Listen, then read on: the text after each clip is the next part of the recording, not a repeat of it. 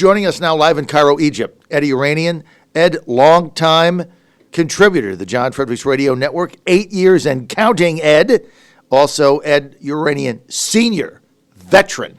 You know what, Ed? I love saying that. Veteran correspondent with CBS Radio News and the voice of America. Veteran correspondent. Ed, you've been with us. This is year number 9. Ed, are you getting a little long in the tooth? Well, John, I guess I've been in the Middle East now since 1987. That's 32 years. It's a long time. We've been working together for a long time, too. I know, right? Yeah. You enjoy what you're doing like you do. Why not? Well, I only enjoy what I'm doing when I get Ed Yeranian on my show. Ed, let's get to Iran, and let's get to the turnout for General Soleimani's funeral. Like hundreds of thousands of people in Tehran turned out in the street for this. I think that took Americans a little bit by surprise. Explain that. Walk us through that, Ed. Well, I think if General Eisenhower, General Eisenhower was a very popular American figure. I think probably, if they had had a funeral with people coming to Washington, he would have had a large turnout. General MacArthur, I think General Pershing, the First World War general, I think he did have a big turnout for his funeral. The pictures this morning are coming from Kerman, which is a city in the south of the country of Iran, and that's his hometown. His hometown obviously adores him. He's a major figure, well-liked in Iran, well-respected. He got a lot of media coverage during his years as a regional commander. So he's well-known, well-liked, and I think most Iranians probably are oblivious to the fact that he was fighting a number of existential battles in parts of the Middle East, like Syria, like Lebanon, like Yemen, in Palestine as well, in Gaza. He had a lot of allies. He fought with a lot of people we would consider unsavory, but who got royal treatment by the Iranian media. So he would be well-liked, and he was a very humble man, regardless of what we think of him as Americans. He was someone who was not very eloquent, not one to talk a lot, but when he did speak, he was someone who had a sort of brought, I want to say he warmed your heart, if you were Iranian, that is, and of course if you understand Persian. So you're not reading anything into it because they were chanting, death to America and things like that. In listening to Middle East media there in Cairo, and I know you get them all, the Iranians have vowed a retaliatory response. Give us your take on what you think that might look like, based on your experience.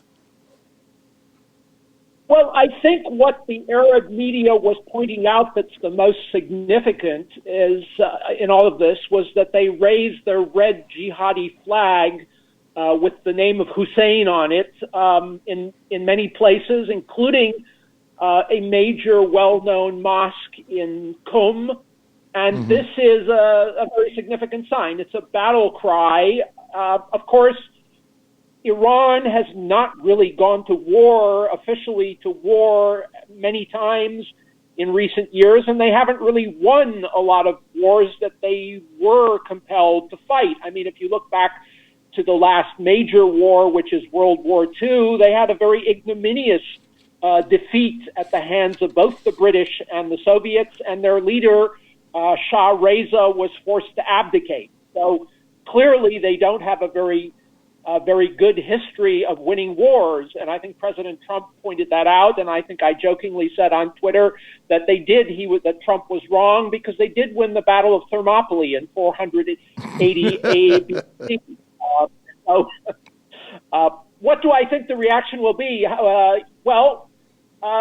They are well known for kicking you in the shins. They're well known for very low-key attacks that you're not expecting in places you're not expecting. Right. They were responsible for taking out the Israeli embassy in Argentina in, I guess, 1992.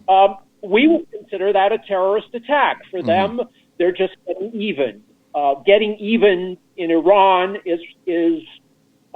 doesn't matter how you get even. If you we killed 20 of their people and they killed 20 of our people, they're happy. So that's Hammurabi Code. That's what many Middle Eastern countries live by. You're on the John Fredericks Radio Network. You're Godzilla of the Truth in America. We're with Eddie Yeranian, our roving correspondent in the Middle East. Been with us 8 years. Ed, also a senior correspondent with CBS Radio News, a veteran. Ed, you look at this, you know there's going to be a response. I guess what you're hoping on return is that the president's then response to that is going to be sober and measured. And I think the confidence I've got here is because I know the president very well, and I know the fact that he is an anti-interventionalist. He doesn't want us to get entangled, certainly fighting a war with a Persian civilization. That's really what this is. You know, one of the stupidest statements I've ever heard in my life came from Republican Arkansas Senator Tom Cotton, who thinks he's going to run for president in 2024 if Trump win or lose, neocon extraordinaire. And he says, yes, if we went to a war with Iran, we have enough bombs, it will be over in a month. Not realizing that their population is a third of the United States, and they have a 3,000-year-old Persian civilization. I mean, some of these neocons in Washington are just, they're just beyond the pale of sanity and reason. But I would expect that the president's response to something is going to be measured. What change, though, do you see with some of the other Arab countries in the Middle East, Egypt specifically? What has their position been here? Well, Egypt, like a number of other governments, is compelled to take a position that taking out Qasem Soleimani was not a wise course of action. I think they've said that in a number of ways. And yet, as I pointed out the last time we spoke, I haven't heard one person that I know that I've spoken with here in Egypt, also spoken to people in Lebanon that I know. One person criticized, of course, I don't have a lot of friends in Hezbollah in Lebanon, so I didn't get their point of view, which I can pretty much guess at. But anyway, most of the people I spoke with, Sunni Muslims and Christians, were pretty supportive of this attack and understood where it was coming from and why the president did it. And the Arab media has been fairly supportive of it, other than Jazeera TV, and Qatar has very good relations with Iran, and I think that is the Arab Jazeera. I don't think they want to anger Iran, so they've been sort of towing the line as to what position they take. Look, I think that going forward, the U.S. is really going to just have to have a very measured response. Because you know understanding, I think, what you're laying out here, Ed, is knowing their culture, the Iranian hardliners are going to have to respond, right? So we know that is coming. And then the key becomes then, what do we do, or what does a coalition do after that? Speaker Pelosi, who begins the second session of her new speakership today, she's caught between a hard place here because, you know, she's yelling about a War Powers Act. And I said this yesterday, Ed. John Boehner, Paul Ryan, Nancy Pelosi, 2 times as speaker. All of these speakers had an opportunity in Congress to get a new AUMF or even debate it. None of them would bring it to the floor, right? Boehner buried it. Ryan buried it. Pelosi buried it twice. They never brought it to the floor because they're feckless cowards. Both parties, they don't want to go on the record when one of these conflicts start. So they just go with the AUMF we had in 2000 after the towers went down that George Bush had. Now she's yelling for a war powers vote, which is completely hypocritical because they had ample time to do this in the past. So we'll just have to see what turns out. Let's just shift gears here. I got a couple minutes remaining. Let's go to the Syrian situation and Assad. Is this going to have any effect on the Assad regime's offensive in the one last part of the country where the rebels are still there? Do you see any pause in that? Do you see any long other effects of this assassination, if you will, that goes beyond Iran? I think on the ground, probably the Iranian commanders that train Assad's forces, that work with his forces, probably are still in place. Probably most of them are still doing what they've always been doing, other than the few that were with Qasem Soleimani coming back from Damascus when he was taken out by that U.S. drone in Baghdad.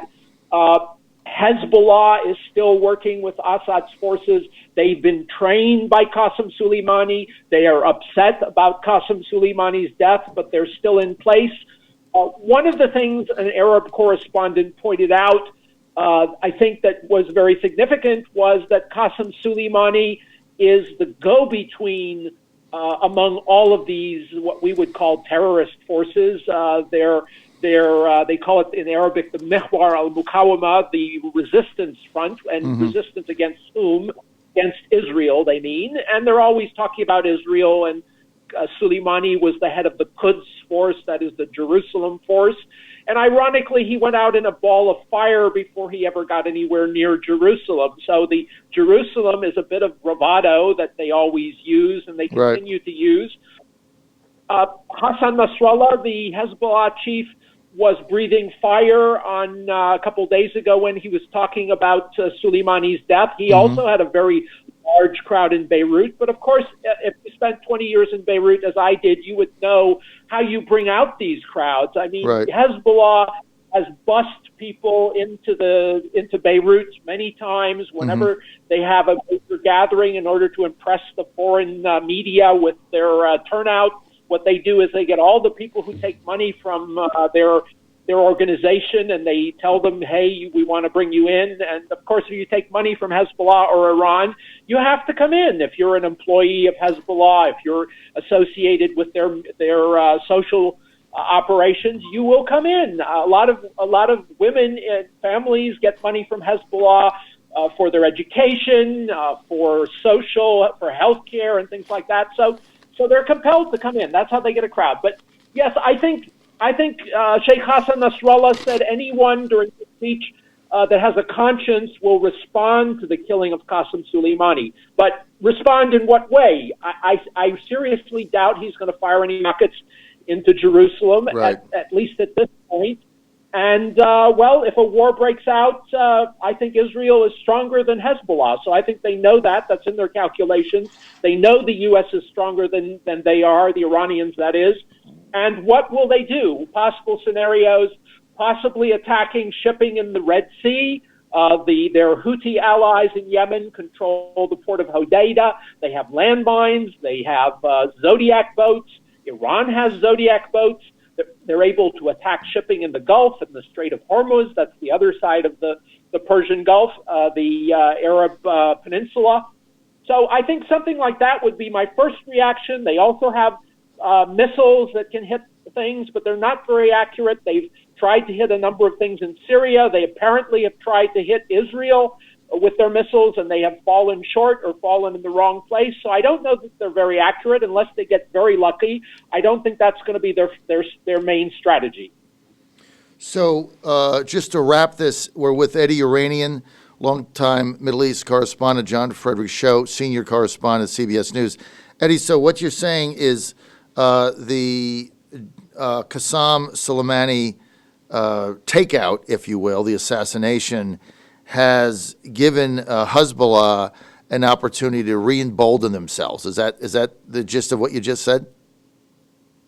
I think so, but of course you have to also understand the Trump administration has placed economic screws on the organization. They've put restrictions on their ability to move money around. They put restrictions on them, their operations in Africa, operations in South America. They bring in a lot of money. They're auto financing in some respects now, since Iran is not able to give them the funds they used to give them. So the Trump administration has put the screws on Hezbollah financially. They're not able to muster the clout they used to have.